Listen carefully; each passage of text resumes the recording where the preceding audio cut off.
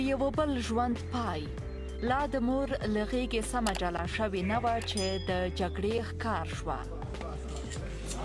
له خپلو ټپونو په کړاو ده خو په دې نه پوهېږي چې ګناه یې څه ده. مرګ ژوبله ویجاړۍ دا وضعیت تر ډېره دلته په افغانستان کې د ورځني ژوند یوه برخه ګرځېدلې ده. نن یې دا خوستیان هم د غم پر ټغر کېنول.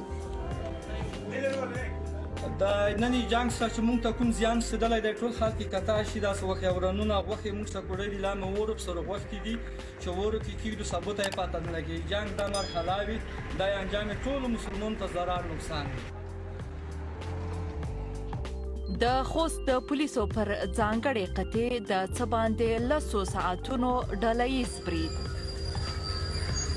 بریدګر یې لاس او جګړه د قطعې مخې ته د موټر بم پر چاودنې او ځانمرګي برید سره پیل شوه. برید د مازدیګر له اذانونو سره ختم شو. لکه څنګه تاسو ته معلومه ده چې زموږ قطعې خاصه د په ملکي ساحه کې د موږ په ډېر زیات طرفات او نورو ملکیانو ته موږ د خپل عملیات د ډېر تخنیکي او تکتیکي وجه باندې شروع کړه. خیر کې وسات وزن د وسوزن پروا نه کول تلفات فل د خدای هیڅ نو طرفات موږ نه لرو. د وخت عملیاتو کې یو نفر دوه کس زخمي لرو زغم لګ زوبتي. د جګړې په دې تاو کې کابل هم سوځي. دلته د مقناطیسي ماین په چاودنه کې 3 ملکیان وژل شوي او 10 نور ټپیان دي.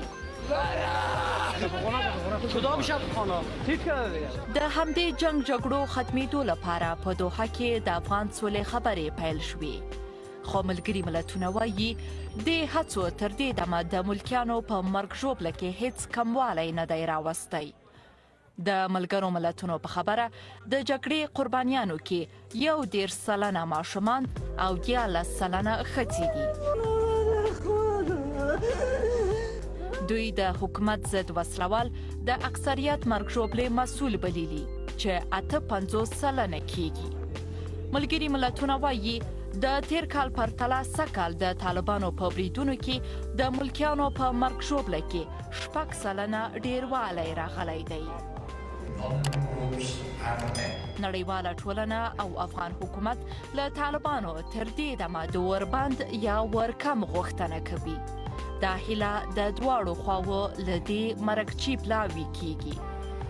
خو د سولې له دې خبرو سره د جګړې ډګر لا تود شوی دی.